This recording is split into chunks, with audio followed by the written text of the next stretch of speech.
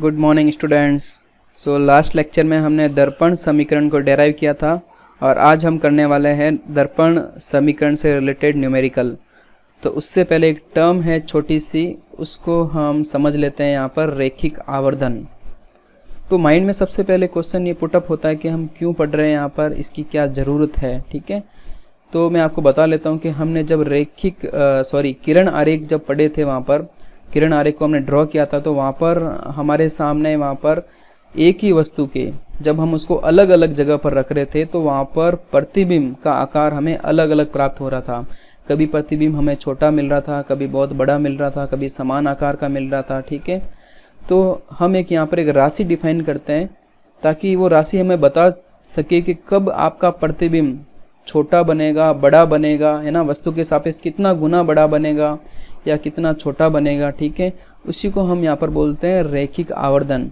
English में इसको बोलते हैं लीनियर मैग्निफिकेशन। तो इसको एम से हम डिनोट करते हैं यहाँ पर, और इसकी बहुत सिंपल सी परिभाषा है कि दर्पण के लिए प्रतिबिंब के आकार तथा वस्तु के आकार के अनुपात को हम रेखीय आवर्धन कहते हैं। और इसका गणितीय रूप है m बराबर हाइट ऑफ इमेज, यानी कि वस्तु की प्रतिबिंब की लंबाई या ऊंचाई, कुछ भी बोल सकते हैं आप यहाँ पर। तो दोनों को एक कॉमन मिलाकर हम बोल सकते हैं यहाँ पर प्रतिबिंब का आकार। ठीक है, यहाँ पर हो जाएगा वस्तु का आकार, और इक्वल्स टू में -v/u, जहाँ पर v है आपके प्रतिबिंब की दूरी दर्पण से और ये है u है वस्तु की दूरी दर्पण से।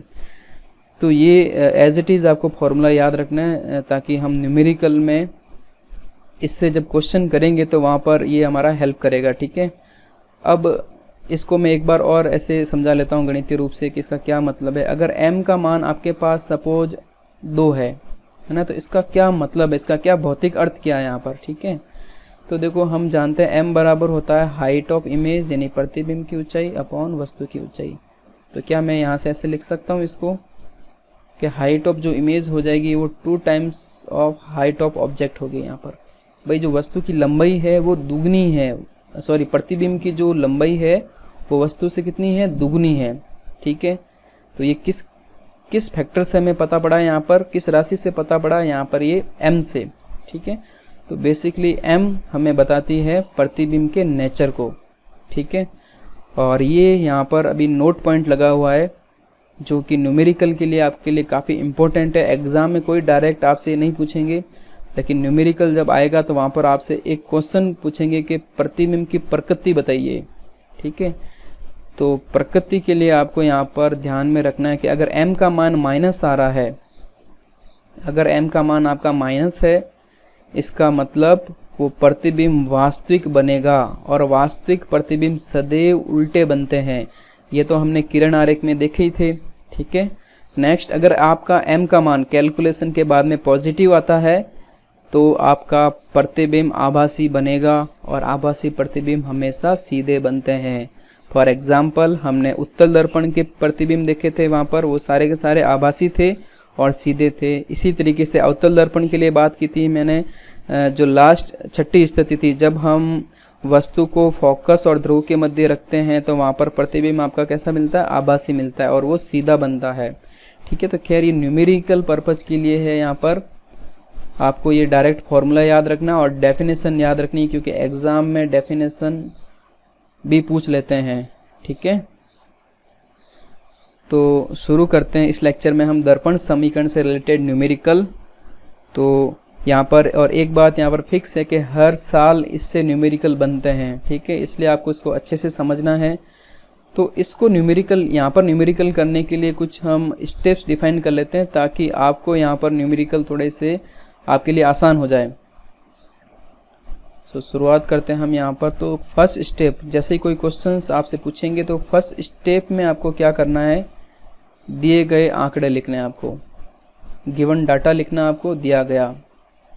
ये तो आप हर न्यूमेरिकल में किसी भी चैप्टर का होगा उसमें ये फर्स्ट स्टेप फिक्स होगी कि दिया गया आपको लिखना है और क्या ज्ञात करना है ना, वो सब इसके अंदर आ जाएगा। सेकेंड स्टेप आपकी रहेगी इस चैप्टर के न्यूमेरिकल में, वो है आपको अप्लाई करनी है चिन्ह परिपाटी, क्योंकि बिना चिन्ह परिपाटी से आप न्यूमेरिकल हल नहीं कर सकते। यहाँ पर चिन्ह परिपाटी अप्लाई करनी है। तो चिन्ह परिपाटी के लिए आप क्या करेंगे, जैसा भी क्वेश्चन में बोला है उन्होंने, अगर अवतल दर्पण बोला है तो आप अवतल दर्पण ड्रॉ करेंगे, उत्तल दर्पण बोला है तो उत्तल दर्पण ड्रॉ करेंगे। तो अवतल दर्पण के बारे में बोला है तो अवतल दर्पण ड्रॉ कर लेंगे इस तरीके से। और यहाँ पर एक ऐसे ही रफली डायग्राम बनाना है ना, एक वस्तु ड्रॉ कर लेंगे यहाँ पर, और एक ऐसे वस्तु से इधर किरण जाएगी तो यहाँ पर दर्पण से टकराएगी। ठीक है, बस इतना सा सिंपल डायग्राम बनाना है। उसके बाद जो भी राशि है वो देखनी है यहाँ पर, है ना। जैसे अवतल दर्पण के लिए फोकस हमेशा इधर ही होता है, वक्रता केंद्र भी इधर ही होता है। ठीक है, वस्तु भी हमेशा इधर ही होगी। तो जब आप इनको नापने जाएंगे वहाँ पर तो आप क्या करेंगे, इस तरह से हमेशा दूरियां आपको पता है ध्रुव से नापते हैं, और जब आप ऐप को मापेंगे तो आप आपतित किरण के विपरीत बढ़ेंगे। तो चिन्ह परिपाटी से हम सभी जानते हैं कि जब आप विपरीत दिशा में बढ़ते हैं तो वहाँ पर माइनस लेते हैं, और उसी दिशा में बढ़ते हैं आपतित किरण की दिशा में बढ़ते हैं तो आप वहाँ पर प्लस लेते हैं। ठीक है, तो बेसिकली आपको चिन्ह परिपाटी लगानी है।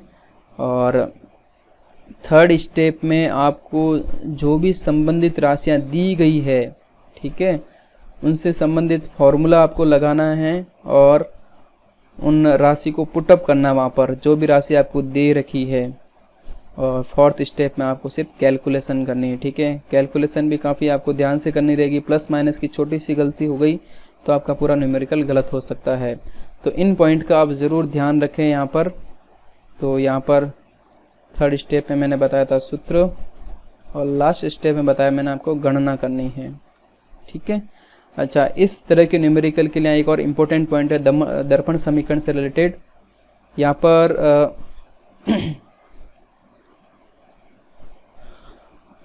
दर्पण समीकरण में, जैसे हमें पता है दर्पण समीकरण क्या होता है, 1/f बराबर होता है 1/u + 1/v।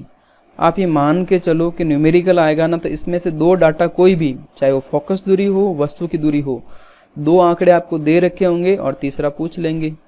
ठीक है, ऐसा कभी नहीं हो सकता यहाँ पर कि आपको एक ही राशि दे रखी और दो पूछ ली, तो वो आप हल कर ही नहीं सकते। ठीक है, तो तीन राशियाँ यहाँ पर है एफ यू वी, इनमें से कोई भी दो राशि आपको गिवन रहेगी और एक आपको फाइंड करनी रहेगी। ठीक है, लेकिन यहाँ पर ध्यान ये रखना है कि जो राशि आपको ज्ञात है, ज्ञात का मतलब जो आपको क्वेश्चन में दे रखी है, उनको आप चिन्ह के साथ रखेंगे ना, वहाँ पर चिन्ह परिपाटी लगाएंगे।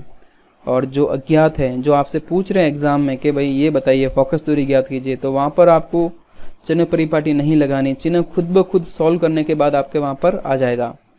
राइट, तो ये आपको बातें ध्यान में रखनी है। चलो न्यूमेरिकल शुरू करते हैं यहाँ पर हम।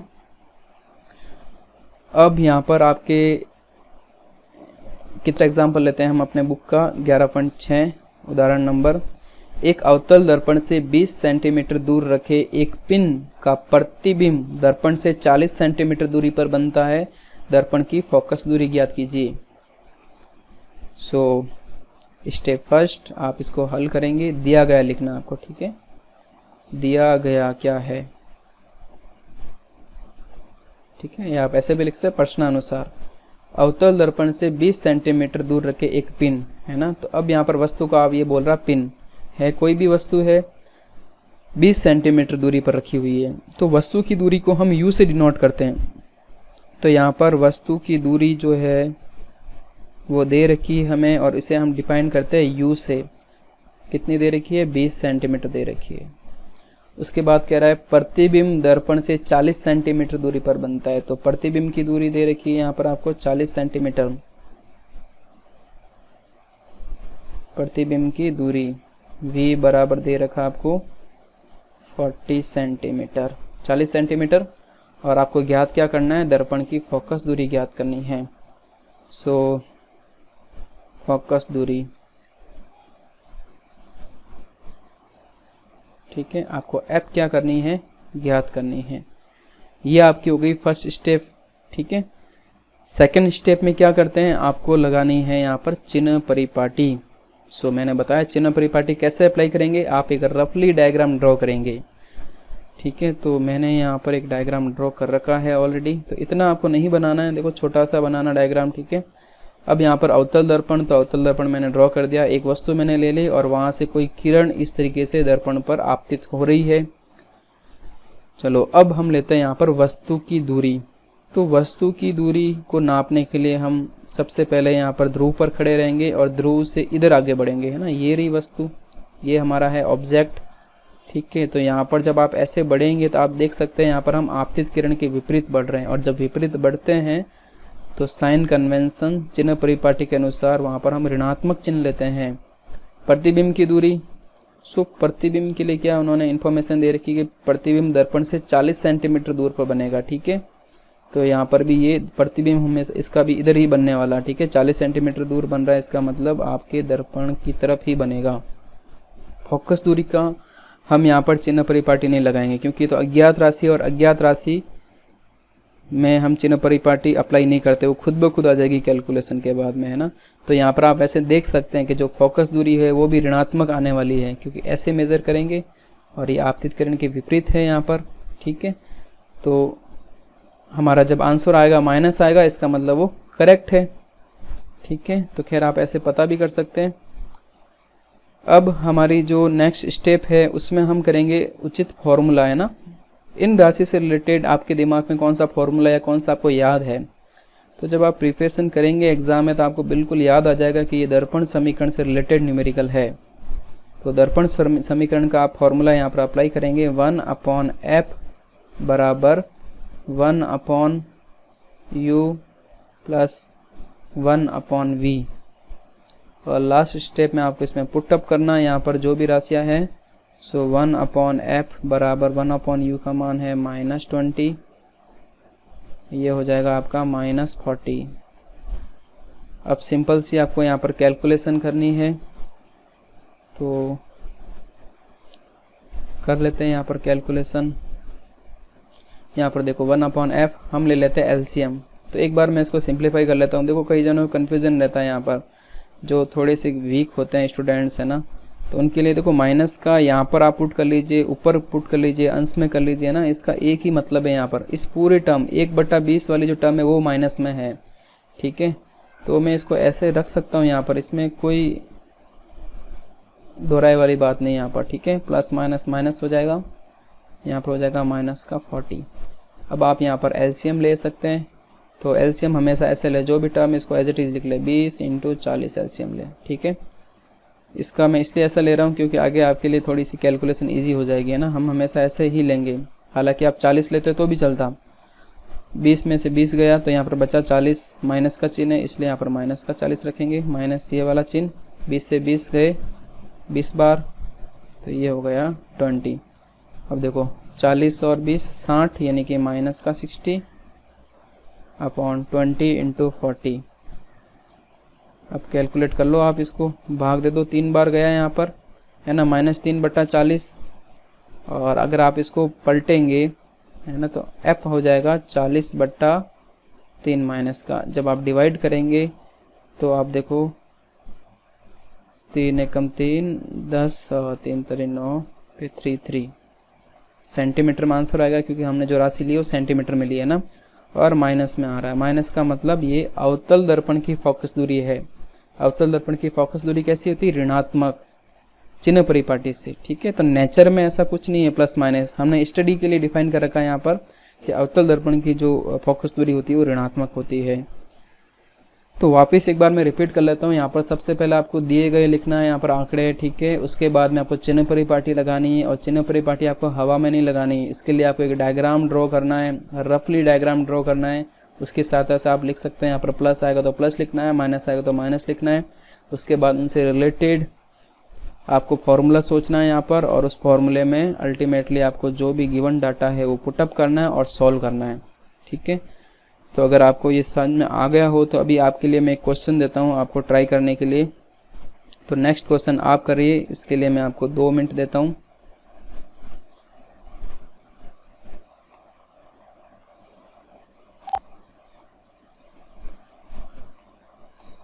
चलो शुरू करें इसको। बस आपको एक बार ट्राई करना है। ठीक है, क्वेश्चन बने या नहीं बने वो कोई मैटर नहीं करता है, कोशिश आपको ज़रूर करनी है यहाँ पर।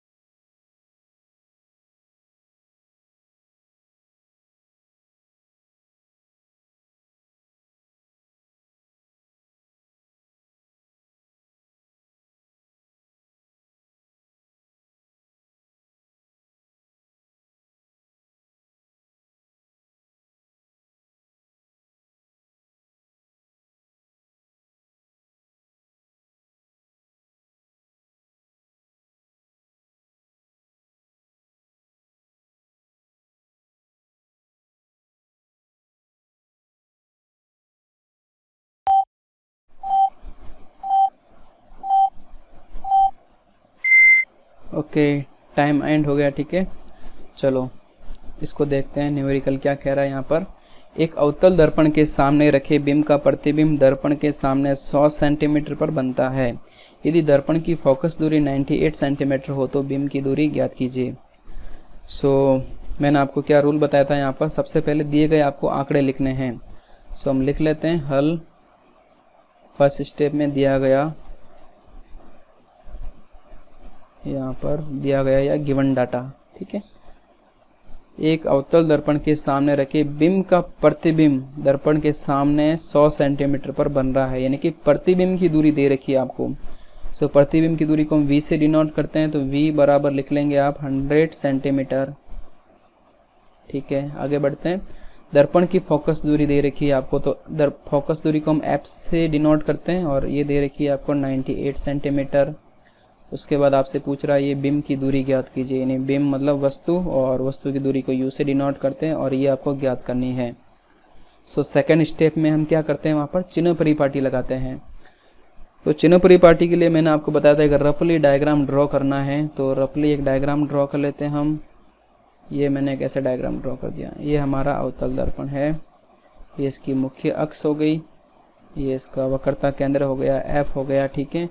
और ऐसे कोई वस्तु रखी होगी और इस तरीके से कोई आपतित किरण यहाँ पर दर्पण पर टकरा रही है। तो देखो फोकस दूरी की बात करें तो देखो फोकस दूरी यहाँ पर क्या होगी, ऋणात्मक होगी। क्यों होगी, क्योंकि ये रहा हमारा ध्रुव, दर्पण का मध्य बिंदु, और हमेशा दूरियां ध्रुव से नापते हैं, ध्रुव को रेफरेंस मानते हैं यहाँ पर।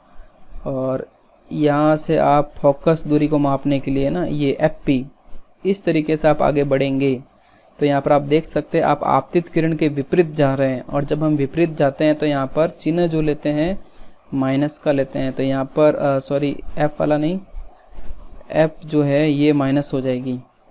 अब V के बारे में पता करते हैं, V प्लस होगा या माइनस होगा। तो यहाँ पर उन्होंने एक हिंट दे रखी कि दर्पण के सामने बनता है। तो देखो ये है दर्पण का फ्रंट, इधर वाला है ना, और ये है दर्पण का बैक। तो सामने का मतलब इस तरफ बनेगा कहीं प्रतिबिंब, यही है ना। तो उस केस में हम अगेन जो V दूरी होगी, सपोज यहाँ पर अगर अपना बना प्रतिबिंब, ठीक है, इमेज बनी, तो अगर ये हमारी दूरी V है तो आप इसको नापने के लिए अगेन ध्रुव पर खड़े रहेंगे और आप ऐसे बढ़ेंगे इस तरीके से। तो अगेन आप आपतित किरण के क्या बढ़ रहे हैं, विपरीत दिशा में बढ़ रहे हैं, इसलिए यहाँ पर V को क्या लेंगे हम, माइनस ही लेंगे। U हमें ज्ञात करना है, तो U के बारे में हमें चिन्ह के बारे में यहाँ पर चिंता नहीं करनी, कि जैसे ही हम क्वेश्चन हल करेंगे तो अपने आप इसका चिन्ह आ जाएगा, ठीक है, प्लस या माइनस।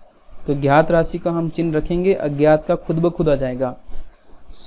अब थर्ड स्टेप में हम क्या करते हैं, इससे संबंधित फॉर्मूला। तो फॉर्मूला हमें पता है, यहाँ पर दर्पण समीकरण लगेगा। दर्पण समीकरण लगा लेते हैं यहाँ पर 1/f बराबर 1/v प्लस 1/u, ठीक है। इसको हम आगे पीछे लिख सकते हैं यहाँ पर, v और u इससे कोई फर्क नहीं पड़ता प्लस में। हमें 1/f दे रखा है तो इसकी वैल्यू रख लेते हैं -98 इक्वल्स टू 1/v दे रखा है -100 प्लस 1/u। यहाँ तक पहुँच गए आप। अब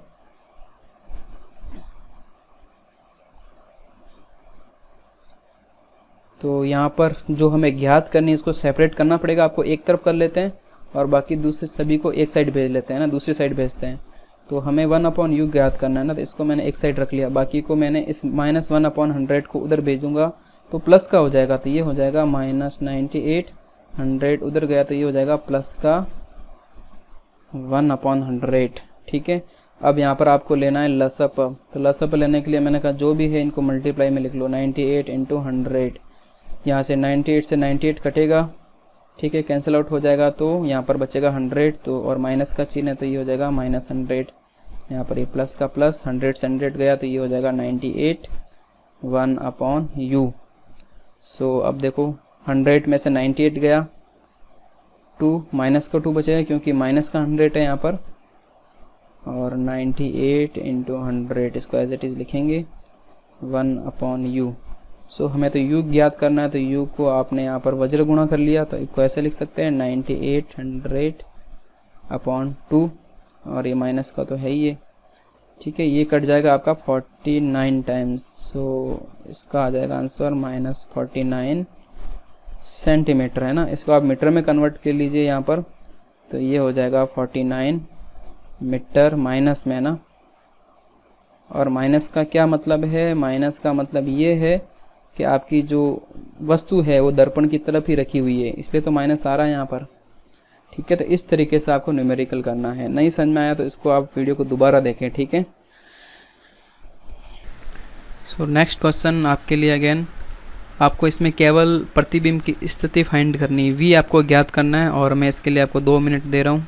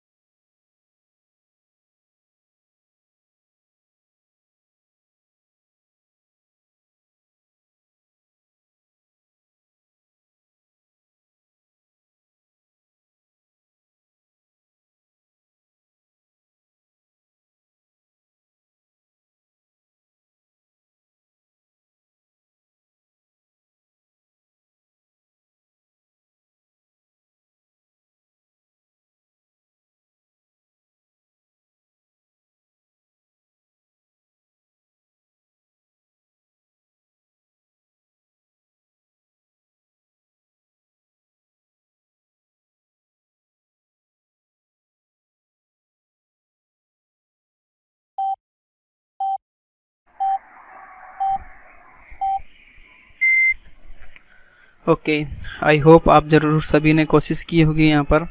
तो शुरू करते हैं इसको हम। चलो शुरू करते हैं हम यहाँ पर।